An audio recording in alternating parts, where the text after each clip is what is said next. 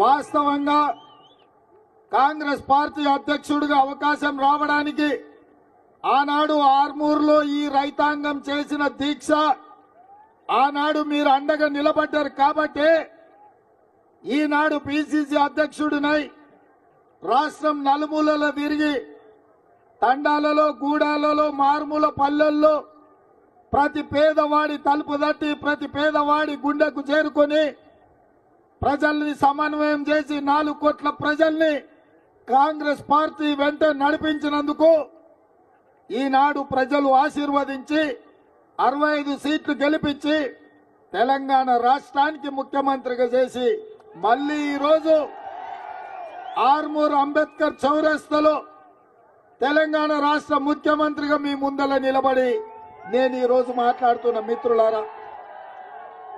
ఈరోజు నేను ఈ స్థాయికి చేరడానికి